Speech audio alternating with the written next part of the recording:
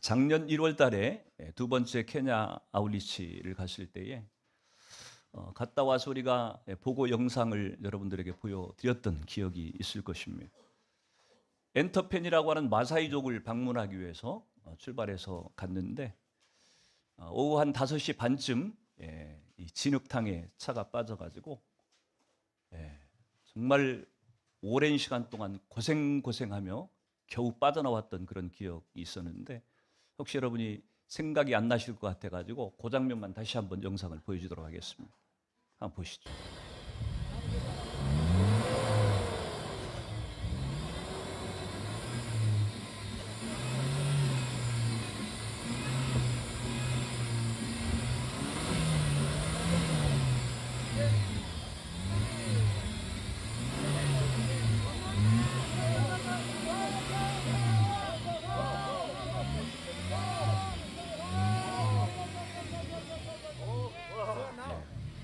예.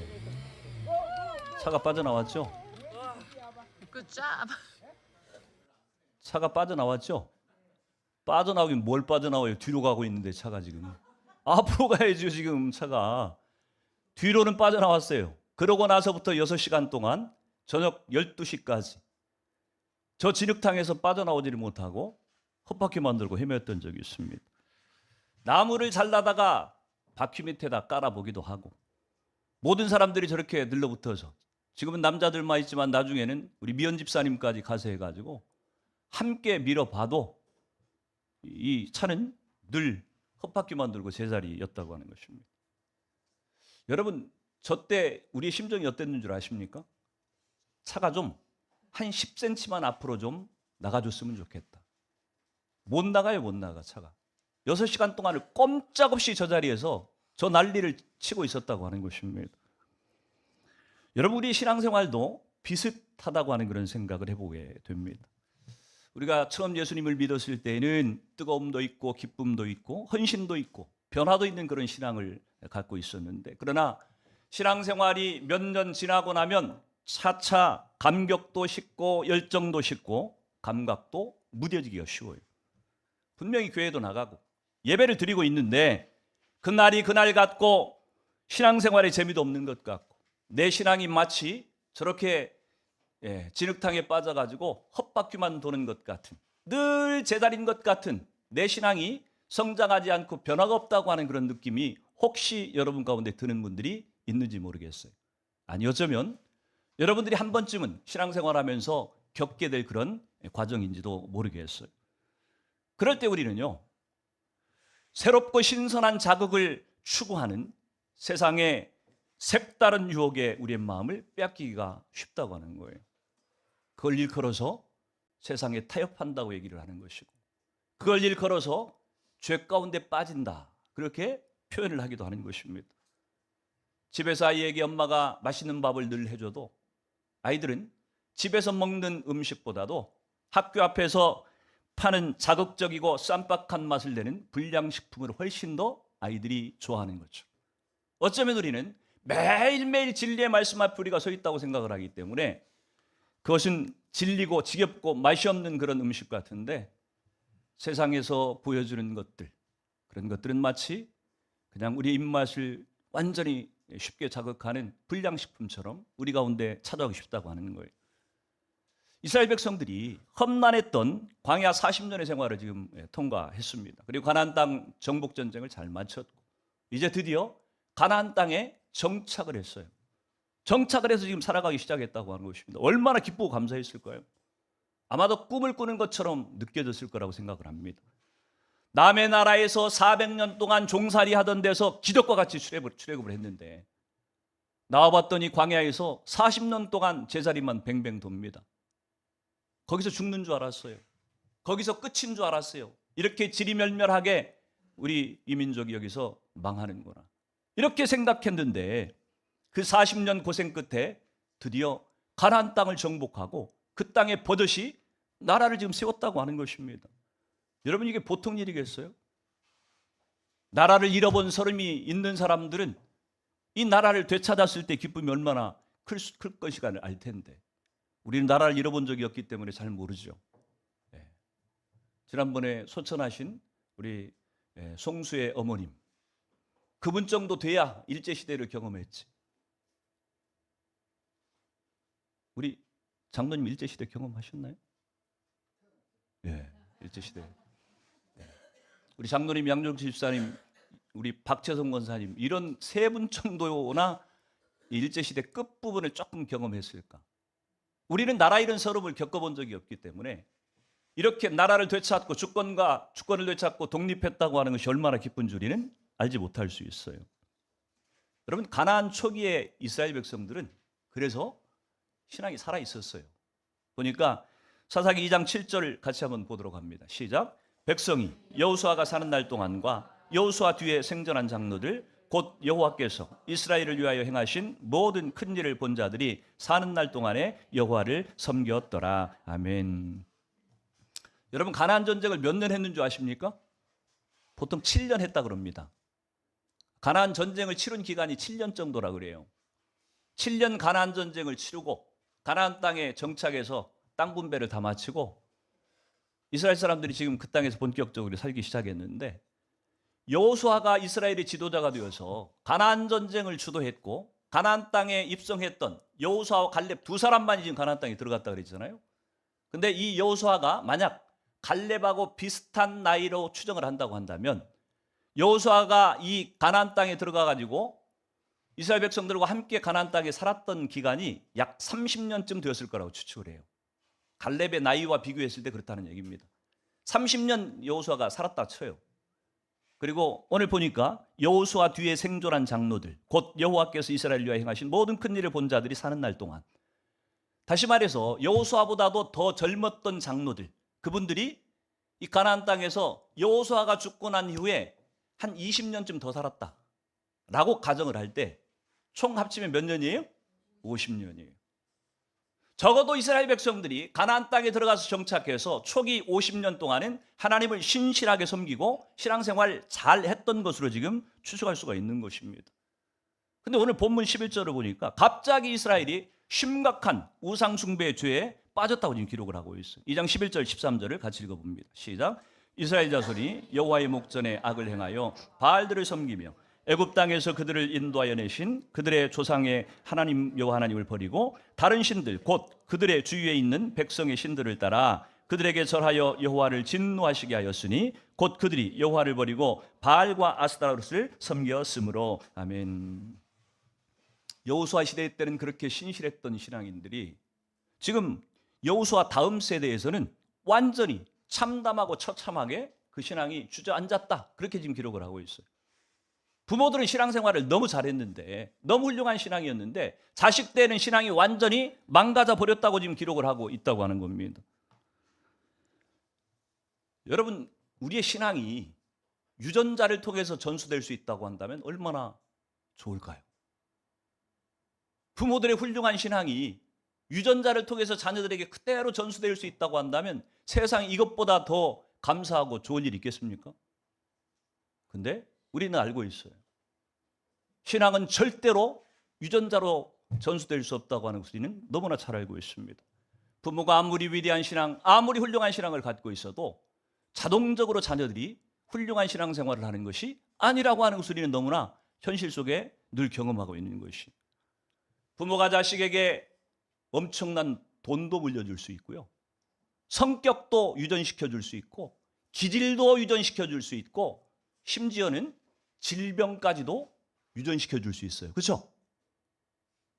질병, 자녀들이 겪는 질병들의 대부분이 유전적인 거라 그러죠. 영향이 가장 크다 그럽니다.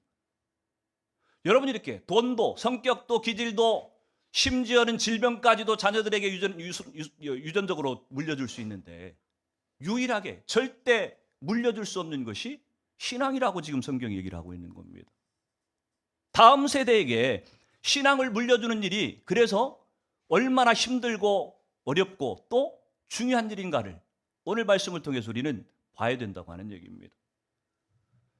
여호수아와 여호수아 세대 사람들은 그렇게 신앙이 좋았는데 후세대 사람들이 신앙이 이렇게 처참하게 무너진, 결국은 신앙 전수해 주는 일에 이들이 실패했다고 볼 수 있는데 그 원인이 뭘까? 그 이유가 뭘까? 10절 말씀을 같이 한번 보도록 합니다. 10절 시작. 그 세대 사람도 다 그 조상들에게 돌아갔고 그 후에 일어난 다른 세대는 여호와를 알지 못하며 여호와께서 이스라엘을 위하여 행하신 일도 알지 못하였더라. 아멘. 여호수아 세대의 사람들이 다 죽고 나니까, 신앙이 훈련된 세대가 다 죽고 나니까 그 뒤에 사람들이 여호와를 알지도 못했고 여호와께서 행하신 일도 알지 못했다. 지금 그렇게 성경이 기록을 하고 있습니다. 다시 말해서 여호수아의 세대들이 후대들에게, 다음 세대들에게 신앙을 전수해주지 못한, 신앙 전수에 실패했던 원인이 두 가지라고 좀 얘기를 하고 있는 거예요. 뭐가 전달이 안 됐어요? 첫째, 여호와가 어떤 분이신지를, 여호와를 알지 못하는 것, 그게 전수되지 못한 거고, 두 번째는 여호와께서 행하신 일도 알지 못했다. 역시 여호와께서 행하신 일도 이 다음 세대에게 전해주지 못했다고 지금 얘기를 하고 있는 거예요. 여러분, 지금 두 가지를 모른다고 얘기를 합니다. 여호와가 누군지도 몰랐고 여호와께서 행하신 일이 뭔지도 몰랐고, 둘 다 안다라고 하는 지금 단어를 쓰고 있는데, 앞에 안다 하고 뒤에 안다고 하는 이 단어는 서로 다른 얘기입니다. 여호와를 안다, 알지 못했다 할 때 이 안다라고 하는 단어의 뜻은, 우리가 여호와를, 하나님을, 그분을 경험적으로, 체험적으로, 그분을 깊이 만났다고 하는 것을 얘기하는데, 이것을 오늘날 우리 표현을 한다고 하면 인격적으로 그분을 만났다 하는 단어를 씁니다. 다시 말해서 여호수아 다음 세대들이 하나님을 만나지 못한 거예요. 하나님을 경험하지 못한 거예요. 그분이 어떤 분이신지 맛보지 못했다고 하는 것입니다. 또 한 가지는 뭐예요? 여호와께서 행하신 일도 알지 못했다. 여호와를 못 만났다고 한다면 적어도 뭐는 들었어야 돼요? 그 조상들, 그렇죠? 여호수아 세대뿐만 아니라 출애굽 세대들, 아브라함부터 시작해서 그 조상들에게 함께 하셨던 하나님의 일하심, 이거라도 들었어야 되는데 둘 다 지금 못 들었다고 하는 얘기입니다. 그래서 두 번째, 여호와를 안다 하는 얘기는 지식적으로 정보를 안다고 하는 그런 의미를 갖고 있다고 봐야 돼요. 두 가지가 다 필요합니다. 하나님을 아는 일에 그분을 아는 것도 필요하고 그분이 행하신 것도 우리 신앙에 분명히 다 필요하다고 하는 거예요. 제가 오래전에 평신도 때, 이 에어컨을 좀 꺼도 될 것 같아요. 좀 더운 것 같아요. 제가 평신도 때 집사로 있을 때, 중국 청도에 있을 때에, 청도 한인교회 집사로 섬기고 있을 때, 제가 중고등부를 맡고 섬기고 있을 때인데, 그때 중고등부 아이 가운데 한 집사님의 아이가 있었는데, 저는 지금까지 제가 본 아이들 가운데 그 아이처럼 성경에 해박한 아이는 제가 처음 봤어요. 나이가 그 당시에 초등학교 아이였어요. 초등학교. 근데 머리도 좋았나 봐요, 얘가. 그러니까 그런 게 가능하겠죠. 모르는 게 없어요. 모르는 게. 저는 그때 집사 때였는데, 그리고 교사로 섬기고 있을 때인데, 제가 창피할 만큼 아이가 너무 성경에 대해서 해박해. 모르는 게 없어요. 모르는 게. 그 아이가 하나님에 대해서, 성경에 대해서 그렇게 잘 알고 있으면, 그러면 그 아이가 하나님 만났다고 할 수 있을까요? 제가 볼 때 그 아이는 하나님을 못 만났어요. 그때. 지금은 만났겠죠, 물론. 적어도 그때는 이 아이는 하나님에 대해서 무수한 정보와 성경에 대한 무수한 지식들을 다 섭렵해서 알고 있는데, 정말 아이가 어떻게 저럴 수 있을까 싶을 만큼 탁월했는데 하나님을 만나지는 못했어요. 여호와를 알지는 못했다고 하는 얘기입니다. 그래서 우리는 두 가지 얄미 다 필요한 것이지만, 둘 중에 하나 더 중요한 것을 만약 꼽으라고 한다면 당연히 하나님 그분이 어떤 분이신지를 만나는 것, 경험하는 것, 체험하는 것, 그래서 그분을 안다고 하는 것이 우리 신앙에 더 중요하다고 하는 것을 알 수가 있어요. 하나님에 대해서, 하나님의 행하신 일에 대해서 아는 것은요, 다른 걸로도 얼마든지 가능해요. 성경을 읽으면 되고, 책을 읽으면 되고, 간증을 들어도 되고, 설교를 들어도 되고. 잘 생각하십시오. 여러분이 여호와 하나님 그분을 진짜 맛보 알고 있는지, 아니면 그분에 대해서, 그분에 대한 정보나 지식을 여러분이 알고 있는지, 내 신앙이 어디에 머물러 있는지 우리는 정확하게 점검할 필요가 있다고 하는 얘기입니다. 여호수아 세대는 하나님의 일하심을 직접 경험하기도 했고 보았다는 얘기예요. 하나님이 살아계신 것을 체험했다고 하는 얘기입니다. 그리고 그 조상들로부터 시작해가지고 하나님이 행하셨던 무수한 일들에 대해서 다 들어서 알고 있었던 사람들이. 근데 여러분, 이 여호수아 세대가 자신들이 섬기고 있는 그 하나님, 자신들이 갖고 있는 이 신앙, 그 가운데에서 자녀들에게 전수해 줄 수 있는 것이 뭐였겠어요? 첫 번째, 하나님을 안다고 하는 것은 그거는 본인과 하나님과의 1:1 관계입니다. 부모가 아무리 안타까운 마음이 있어도 자식에게 어떻게 해줄 수 없는 부분이에요. 그래서 그 부분은 부모가 할 수 있는 일은 기도밖에 없어요. 하나님, 내 자녀가 꼭 빨리 예수님 만나게 해주십시오. 예수님에 대해서 아는 것이 아니라 예수님 꼭 만나게 해주십시오. 그 부분을 놓고는 우리가 부모가 할 수 있는 일이 기도하는 것밖에 없어요. 기도해야 돼요. 여호수아 세대가 첫 번째 것은 기도밖에는 할 수 없는 것이고, 두 번째는 해줄 수가 있었어요. 하나님 어떤 일을 행하셨는지, 그분에 대해서 소개하는 것들은 해줄 수 있는 일이었어요. 근데 오늘 이 여호수아 세대들은 그것조차도 제대로 못했구나 하는 생각들을 부인할 수가 없다고 하는 것입니다. 설교를 준비하면서 저는 이 성경을 보면서 늘 그런 생각을 해요. 오랫동안 성경을 본 것 같은데, 적어도 제가 인격적으로 예수님을 만나고 나서 최소한 한 40년의 시간이 지났어요. 40년, 정확히 한 40년 시간이 지난 것 같아요. 20, 30, 40, 50, 60, 40년 지난 것 같아요. 40년 동안 성경을 보고 하나님을 섬겼다고 한다면 이 성경을 정말 통달할 것 같은데, 성경은 늘 볼 때마다 제가 작아지는 것을 경험합니다. 진짜 내가 무식하구나. 진짜 잘 모르는구나.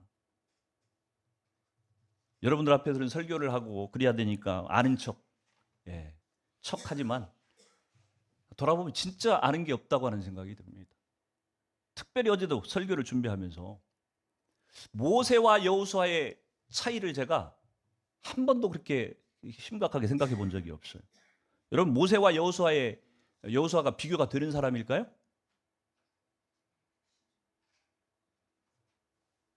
적어도 객관적으로 볼 때 여호수아는 감히 모세하고 비교할 만한 사람은 못 됩니다. 그렇죠? 하나님이 쓰셨던 그런 어떤 일들로 보면은 감히 이스라엘 백성들이 모세, 엘리야, 다윗, 아브라함 이런 사람들은 다 그렇지만 여호수아를 그 바늘에 넣지는 않아요. 우리도 마찬가지죠. 여호수아가 훌륭한 지도자였는 건 맞는데 그렇다고 모세하고 비길 만한 그런 사람이라고 생각하지는 않는다고 하는 것입니다. 모세와 여호수아의 차이가 뭐였을까? 모세와 여호수아의 차이가 뭐였을까? 사람은요, 그 사람이 어떤 사람인가를 알 수 있으려면요, 죽을 때를 보면 알아요. 뭘 유언하는지를 보면 알 수가 있습니다. 무슨 말을 남기는지를 보면 알 수가 있어요. 물론 유언을 못 남기고 돌아갈 수도 있는데 평상시에 죽음을 앞두고 있을 때는 늘 자기가 중요한 것, 마음에 있는 것들을 얘기하게 되어 있습니다. 그래서 유언할 때 뭔 얘기를 하는가를 보면 그분의 마음속에 숨겨진 것들, 진실된 것들을 알 수가 있는데, 여호수아하고 모세가 분명히 비길 수 없는 사람인데, 여호수아 1장 1절에 보면은 여호수아가 시대가 시작될 때예요. 모세에서 여호수아로 이 리더십이 교체될 때가 이제 여호수아 1장 1절인데, 여호수아 1장 1절에 보면은 모세는 뭐라고 표현을 하고 있냐면 여호와의 종 모세 이렇게 표현을 합니다. 근데 여호수아는 뭐라고 표현을 해요? 모세의 수종자, 모세를 수종들던 자, 모세의 시종, 눈의 아들 여호수아 이렇게 표현을 해요. 그러니까 여호수아가 시작될 때는 여호수아가 감히 모세하고는 비교가 안 돼요. 모세는 여호와의 종이라고 불림을 받는 사람이고, 여호수아는 그 여호와의 종이었던 모세의 수종드는 사람, 이 정도로 평가를 했었다고 하는 얘기입니다. 근데 여호수아가 끝날 때쯤 되면은 마지막 장이죠. 24장 29절에 보면은 하나님께서 여호수아를 뭐라고 표현을 하냐면은 여호와의 종 여호수아 이렇게 표현을 해요. 그러니까 적어도 여호수아가 이 여호수아 기간 동안 이 가나안 전쟁과 정착하는 이 과정들을 통해 가지고 하나님이 이 모세의 버금가는, 모세만큼은 아니어도 모세의 버금가는 그런 위대한 지도자로 여호수아를 인정해주고 있다고 하는 것을 눈치를 챌 수가 있습니다. 그런데 그럼에도 불구하고 모세와 여호수아의 결정적인 차이가 뭘까? 두 분이 했던 유언을 통해서 우리는 생각해 볼 수가 있어요. 모세가 얘기했던 유언과 같은 얘기를 했던 것이 기록된 책이 뭡니까? 뭐예요, 성경 중에? 모세의 유언을 기록해 놓은, 돌아가시기 전에 신명기잖아요. 신명기. 모압 평지에서 백성들에게 남겼던 설교 말씀들을 기록해 놓은 게 신명기잖아요. 그러니까 모세의 유언이에요, 신명기는. 그럼 여호수아의 유언은 어디에 기록되어 있을까? 여호수아에 있겠죠, 당연히. 여호수아의 23장, 24장의 끝장에 기록이 되어 있어요, 보면. 근데 여러분의 퀴즈를 낼 테니까 잘 들으세요. 이 답을 맞추는 분들은 제가 훌륭한 신앙인으로 제가 인정을 할 거예요. 여호수아가 했던 유언과 같은 얘기하고 모세가 했던 유언과 같은 얘기를 제가 말씀을 읽어드릴 테니까 차이가 뭔지 그 차이를 좀 한번 발견해 보시기를 바라요. 먼저 여호수아의 유언을 얘기를 합니다. 여호수아 24장 15절 16절을 제가 읽을 테니까 잘 들으세요. 여러분이 읽으면 잘 묵상이 안 될 테니까 제가 읽을 테니까 잘 보고 듣고 한번 생각해 보세요. 만일 여호와를 섬기는 것이 너희에게 좋지 않게 보이거든 너희 조상들이 강 저쪽에서 섬기던 신들이든지 또는 너희가 거주하는 땅에 있는 아모리 족속의 신들이든지 너희가 섬길 자를 오늘 택하라. 오직 나와 내 집은 여호와를 섬기겠노라 하니 백성이 대답하여 이르되 우리가 결단코 여호와를 버리고 다른 신들을 섬기기를 하지 아니하오리니. 여호수아가 지금 죽기 전에 했던 일입니다. 이게 이제 모세가 신명기에서 어떻게 유언했는지를 지금 봅니다. 신명기 6장 4절에서 9절을 보니까 이스라엘아 들으라. 우리 하나님 여호와는 오직 유일한 여호와시니 너는 마음을 다하고 뜻을 다하고 힘을 다하여 네 하나님 여호와를 사랑하라. 오늘 내가 내게 명하는 이 말씀을 너는 마음에 새기고 내 자녀에게 부지런히 가르치며 집에 앉았을 때든지 길을 갈 때든지 누워 있을 때든지 일어날 때든지 이 말씀을 강론할 것이며 너는 또 그것을 내 손목에 메어 기호를 삼으며 내 미간에 붙여 표를 삼고 또 내 집 문설주와 바깥문에 기록할지니라. 여호수아와 모세가 했던 말의 내용을 오늘 설교의 주제와 관련해 가지고 무언 차이가 있는지 답을 한번 맞춰보세요. 이거 맞추는 분들은 제가 책 한 권을 선물을 할 겁니다. 일부 예배 때는 못 맞췄어요. 일부 예배 때는 답이 이렇게 나왔어요. 여호수아는 선택하라고 스스로 결정하라고 여호수아는 그렇게 얘기를 했고 모세는 무조건 순종해라고 이렇게 강조했다. 이렇게 얘기를 했고 정답은 못 맞췄어요.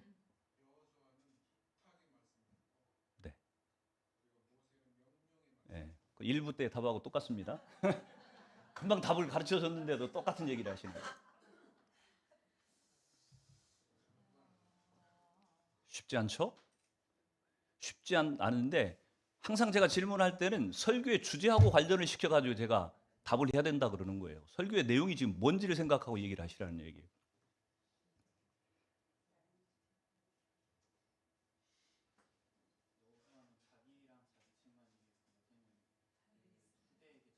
역시 우리 하성민 형제의 신앙이 아주 훌륭합니다. 제가 첫 책 하나 선물할 거예요. 맞아요. 여호수아는요. 나는 나와 내 집은 여호와만 섬기겠다. 그러니 너희들도 하나님 잘 섬겨라. 이 얘기까지밖에 하지 않아요. 근데 모세는 어떻게 얘기해요? 마음과 뜻과 힘과 정성을 다해서 네 하나님 여호와를 사랑하고 섬겨라. 네 신앙 중요하다. 근데 동시에 네 자녀에게 부지런히 이 하나님을 가르치고 전해야 된다. 두 가지를 동시에 얘기하고 있어요.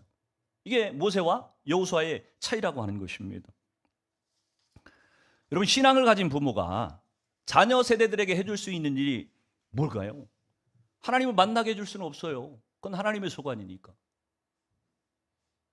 그것 말고 우리가 할 수 있는 일이 있다고 한다면 자신이 만난 하나님, 자신이 경험한 그 하나님을 그 하나님에 대해서 자녀들에게 열심히 전수해 주는 것, 가르쳐 주는 것.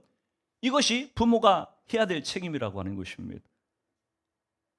아마 많은 분들이 똑같은 고민을 하고 있을 텐데 부모인 나는 열심히 지금 하나님을 잘 섬기고 있는 것 같은데 내 자녀들은 지금 예수를 안 믿고 교회를 안 나와가지고 그게 마음 가운데 힘들고 기도의 제목인 분들 한두 분이 아니죠. 많은 분들이 그 고민을 하고 있다고 하는 것입니다. 내가 내 자녀들에게 하나님 섬기는 신앙을 가르쳐주고 전수해주기 위해서 내가 책임을 다했는가? 내가 뭘 했는가는 적어도 생각해 봐야 돼요. 왜냐하면 내 자녀가 예수를 믿었는지 안 믿었는지 최종적인 책임은 하나님께서 그 자녀 본인에게 물을 거예요. 하나님과 1:1 관계니까. 그러나 적어도 그 자녀가 이렇게 얘기하지 않았으면 좋겠어요. 나는 우리 엄마 아빠가 믿는 하나님을 믿고 싶지 않았습니다. 그렇게 신앙생활 하려면 신앙생활 안 하는 게 낫겠다고 생각했습니다. 만약 이렇게 자녀들이 얘기를 한다고 한다면 부모에게 책임이 있다 없다? 있다는 얘기예요. 부모가 자녀에게 내가 만난 그 하나님을 잘 최선을 다해서 전수하는 그 책임을 다하지 못했다고 얘기할 수 있다고 하는 거예요. 자녀들이 다 커버렸으면 이제 뭐 더 이상 어떻게 할 말이 없는데, 아직 자녀들 키우고 있는 부모들은 명심하셔야 될 일이에요. 내가 부모로서 자녀들에게 신앙을 가르쳐주기 위해서 최선을 다하고 있는가? 어떻게 할 수 있어요?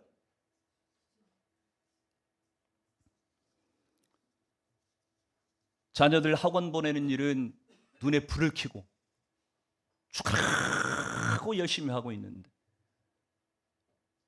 주일날 교회 빠지는 것은 당연하게 여기고 그럴 수 있다 생각하고, 혹시 여러분 그러고 있지 않습니까?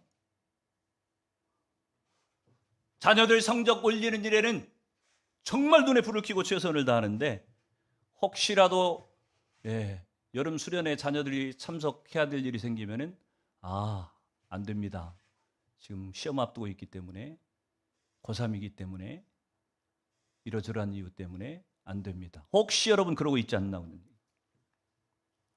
사교육비를 쓰는 데는 뭉칫돈을 풍풍 쓰면서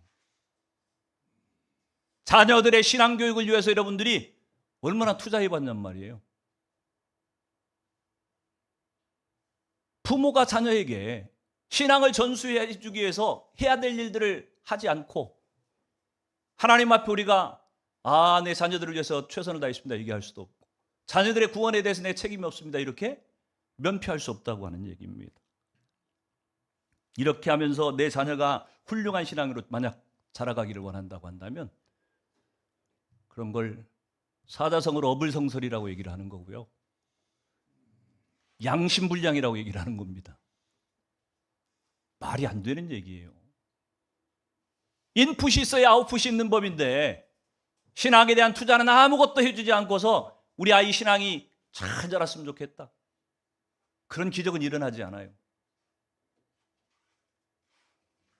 하나님을 못 만나고의 최종적인 책임은 자녀들 본인에게 있겠지만, 그러나 부모인 내가 해야 될 일들을 하지 않음으로 인해서 혹 자녀들에게 살아계신 이 하나님에 대한 신앙의 전수가 제대로 이루어지지 않고 있다고 한다면 그 책임이 부모인 내게 또 없지 않다고 하는 것을 인정하고, 저는 여러분들이 자녀를 신앙으로 키우는 일에 좀 그런 일에 목숨 걸어봤으면 좋겠어요.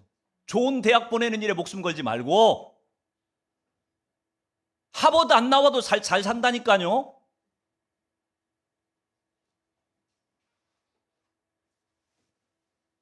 어느 집이나 잘 가르치고 잘 배운 자식들은, 좋은 대학, 미국에 있는 좋은 대학 나온 자식들은 다 미국 가가지고 살고 있어가지고, 우리 집사님네도 보니까 그 동생 중에 한 분이 미국에 살고 있어가지고 어머니 장례 때 맞춰 보지도 못해요. 오늘 도착하셔가지고 오늘 그래서 그런다 그러잖아요. 이게 참 아이러니하지 않습니까? 우리 박송근 집사님이 그 동생보다 분명히 좋은 대학을 나오지는 않았을 것 같아 보이는데, 근데 자식 노릇은 누가 합니까? 자식 며느리 노릇 누가 해요?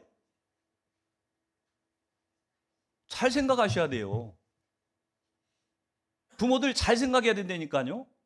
자식한테 효도받고 싶으면요, 자식 죽으라고 학원 보내가지고서 공부 잘 시켜가지고서 저 외국에 가서 살면서 부모는 나몰라라 하고 1년에 한 번 볼까 말까 하고, 이게 무슨 행복한 인생입니까? 이게 무슨 효도에, 이게 무슨 이 인생을 잘 사는 겁니다. 이렇게 얘기하면 또 여러분들이 그러면 공부시키지 말라는 얘기인가? 그 얘기 아니에요.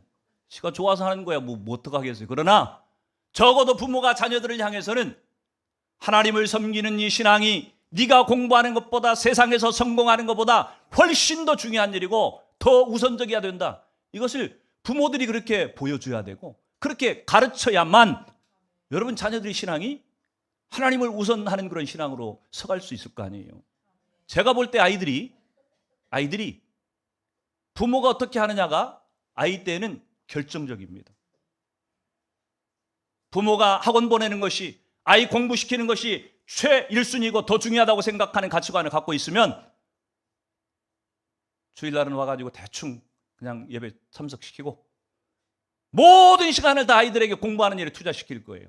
그러나 신앙이 우선이라고 생각하는 부모들이라고 한다면 어떻게든 아이가 교회 안에 있는 시간을 더 많게 하고 어떻게 하면 교회 안에서 말씀 듣는 시간들을 더 많이 갖게 하고 신앙 안에서 아이들과 더 교제하는 일들을 많게 하고 여러분 이 일에 신경을 쓰지 않겠어요?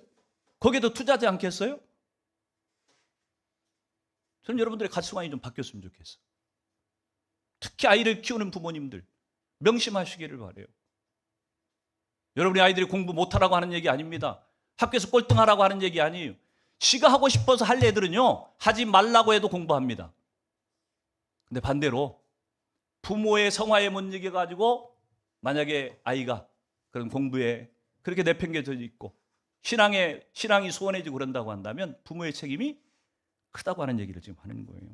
저는 여러분 자신들도 하나님을 깊이 만나 생각할 뿐만 아니라 여러분의 자녀들에게도 후손들에게도 자자손손 신앙의 가문을 잘 이어가는 믿음의 후손으로 서가는 축복이 있기를 주 이름으로 축원합니다. 신앙을 전수받지 못한 여호수아의 후 세대들은 바로 우상 숭배에 빠졌어요. 그러니까 하나님을 못 만나니까 가장 먼저 빠지는 죄가 뭐냐면 우상 숭배예요.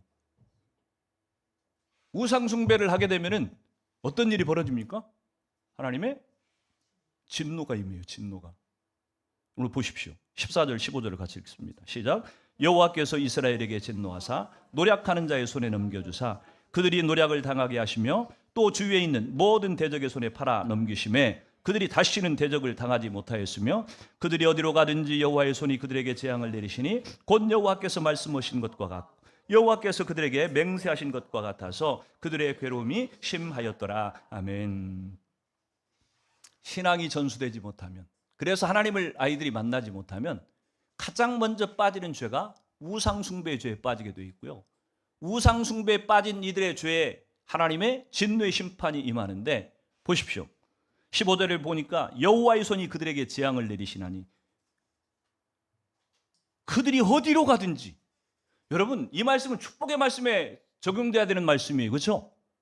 우리가 어디로 가든지 하나님을 믿는 하나님의 백성들이 어디로 가든지 우리 자녀들이 어디로 가든지 하나님이 그들과 함께 하셔서 복을 내리신다. 이게 우리 신앙인의 삶의 모습이어야 되는데 지금 정반대의 모습이에요. 그들이 어디로 가든지 여호와께서 그들에게 재앙을 내리셨다. 무섭지 않습니까? 여러분의 자녀들이 가는 곳곳마다 하나님이 쫓아다니면서 재앙을 내리신다. 무서운 얘기 아니에요? 남 얘기 같습니까? 우리 자녀들이 좀 잘 됐으면 좋겠어요. 복 받았으면 좋겠어요. 말은 그렇게 하는데 여러분 실제로 행하는 것은 반대로 행하고 있지 않은지 돌아보라고 하는 얘기입니다. 하나님의 진노가 심판이 임한다고 하는 것은 무서운 얘기예요. 두 가지 방식으로 임하죠. 여기서 보니까 첫 번째는 수동적인 방식으로 지금 하나님이 14절에 얘기하는 것처럼 대적에게 넘기시는 거예요. 로마서 1장 23절에 보면은 그렇게 얘기를 하죠. 24절에 보면은 그러므로 하나님께서 그들을 마음의 정욕대로 더러움에 내버려 두사 그들의 몸을 서로 욕되게 하려 하셨다. 하나님이 우리에게 재앙을 내리시는 진노하시고 심판하시는 방법은 크게 두 가지예요. 하나는 이렇게 수동적인 방법, 소극적인 방법하고 하나는 적극적인 방법이 있어요. 다시 말해서 요나가 하나님의 말씀을 거역했을 때 그를 물고기 뱃속에다 집어넣어 가지고 고통스럽게 해가지고 순종하게 하시는 방식. 다시 말해서 내가 뭔가 죄를 짓고 실수하고 하나님의 뜻을 거슬렀을 때에 나한테 하나님이 고난을 주시고 어려움을 주셔가지고 나를 바꿔가시는 인도해 가시는 방식. 이거는 적극적인 방식입니다. 능동적인 방식이에요. 하나님의 심판이 우리에게 적극적으로 임한 사례입니다. 이거는 좋을 때예요. 그래도 하나님이 정말 우리가 하나님의 뜻대로 살기를 거절하고 불순종하고 끝내 고집을 피우면요, 하나님은 우리를 마음의 정욕대로 더러움에 내어 버려두실 수도 있어요. 포기한 건가요? 아니요. 포기한 건 아니에요. 왜냐하면 끝까지 고집을 피우니까 그래 어쩔 수 없지. 가서 고생을 좀 해야 되겠다. 너 가서 조금 고생 좀 심하게 해야 내가 필요한 줄 알지. 내 말이 옳다고 하는 것을 그때 깨닫겠지. 여러분, 소극적이든 방식이든 적극적인 방식이든 하나님께서 우리 가운데 심판을 행하신다고 하는 것은 죄를 간과하시지 않으시는 하나님의 공의로운 속성을 우리 가운데 보여주고 있는 것입니다. 저는 여러분의 자녀들이 이런 불행한 삶을 살기를 원치 않는다고 생각을 해요. 여러분, 자녀들이 행복하게 살기를 원하잖아요. 행복하게 살기를 원한다고 한다면 자녀들에게 행복을 주는 방법이 무엇인지 여러분들이 그걸 알아야 돼요. 알고 여러분 자녀들이 가장 행복하게 살 수 있는 방법이 뭔지 아십니까? 죄에 대한 그러니까 죄를 안 지으면은 행복하게 살 수 있어요. 왜? 심판이 없으니까. 하나님 축복만 있겠죠. 죄를 안 지게 하려면 죄에 대한 가장 강력한 면역력이 뭐라고 생각하십니까? 하나님 만나는 거예요. 하나님 만나는 것보다 죄에 대해서 가장 강력한 면역력은 없어요. 하나님만 만나면요, 여러분의 자녀들한테 죄 지으러 가라 그래도 죄 지으러 안 가요.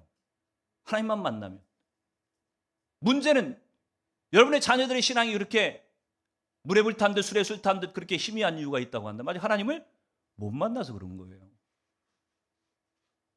여러분 자녀들에게 죄를 이길 수 있는 가장 강력한 면역력은 하나님을 만나게 해주시는 건데, 저는 여러분도 그런 하나님을 만날 뿐만 아니라 여러분의 자녀들도 그런 하나님을 만날 수 있기를 축복합니다.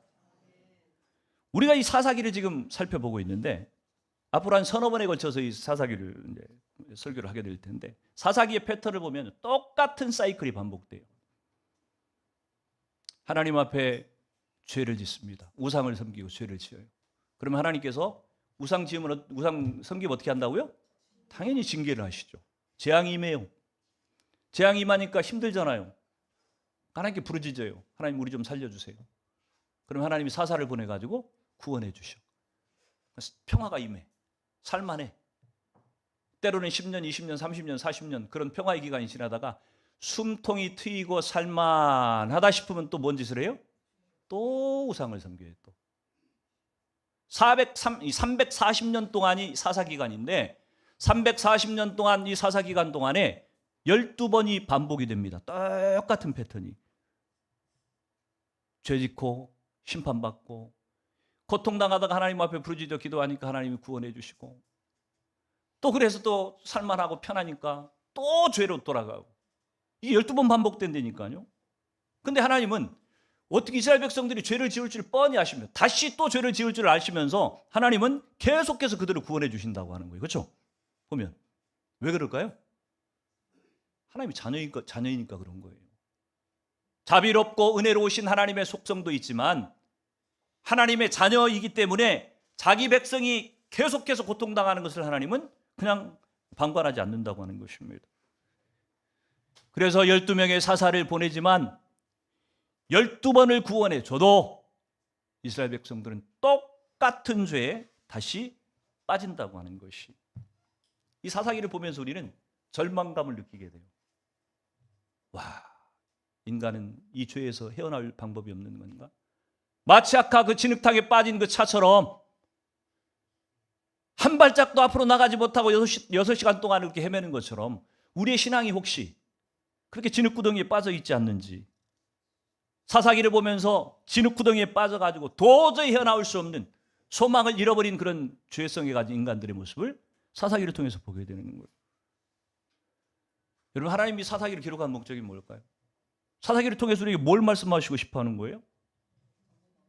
사사를 우리에게 12명이 아니라 1200명을 보내줘도 우리는 또 죄 지을 거라고 하는 얘기예요. 또 죄로 넘어질 거라고 하는 얘기입니다.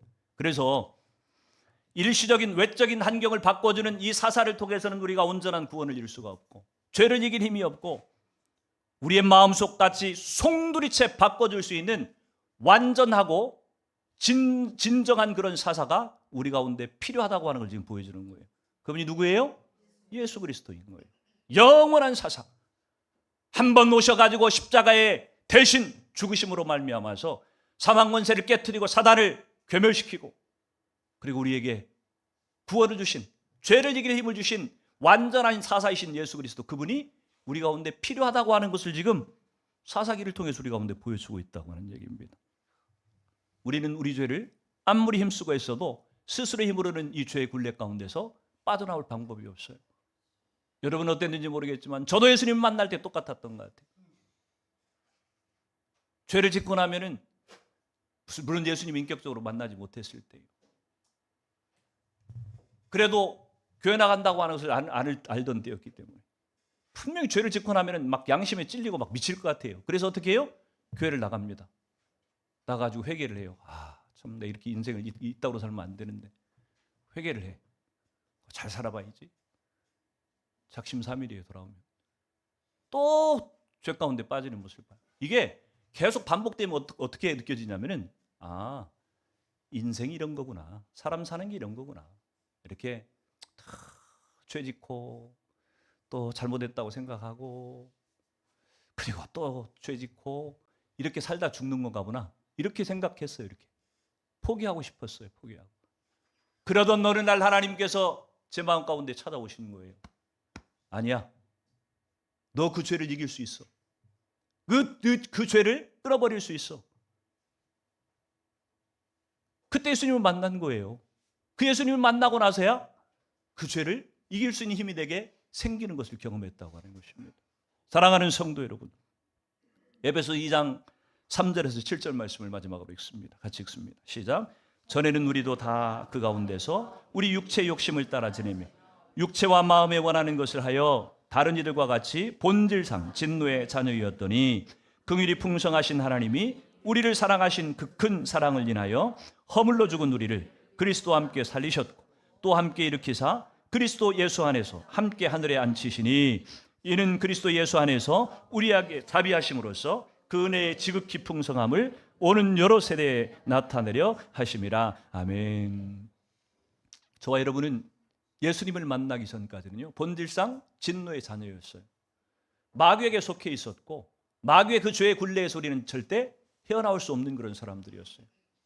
그런데 어느 날 하나님께서 그 자비로우심 가운데 우리를 사랑하심으로 영원한 사사, 완전하신 사사 예수 그리스도를 우리 가운데 보내셔서 우리를 그 죄 가운데서 끄집어내시고 해방시키시고 우리를 하늘에 앉혀서 하나님의 자녀로 우리를 삼으셨다고 얘기를 하고 있는 것입니다. 우리를 이 죄 가운데서 끄집어내 주신 영원한 사사이신 예수 그리스도, 그분을 향해서 우리는 감사하지 않을 수 없고요. 그 사사를, 그 예수님을 이 땅에 보내주신 하나님의 그 사랑에 우리는 감격하지 않을 수 없다고 하는 것입니다. 저는 여러분들이 구원받은 하나님의 백성들이라고 한다면, 예수님을 여러분 마음 가운데 모신 사람들이라고 한다면 우리는 저렇게 헛바퀴 돌고 제자리에서 계속 멈춰있는 저런 악순환의 고리 가운데서 계속 살아갈 사람들이 아니에요. 우리는 예수님을 의지하기만 하면, 그분께 구하기만 하면, 그분이 우리를 도와주시기만 하면 우리는 얼마든지 저는 진흙구덩이를 박차고 올라와서 하나님이 원하시는 거룩한 삶을 살 수 있는 사람들이라고 우리에게 말씀하시는 거예요. 저는 여러분들이 그 예수님을 꼭 붙들고 그 성령님의 도우심을 늘 의지하고 죄와 싸워서 승리해서 거룩하신 하나님의 자녀로 날마다 살아가는 저 여러분 되기를 주의 이름으로 축원을 드립니다.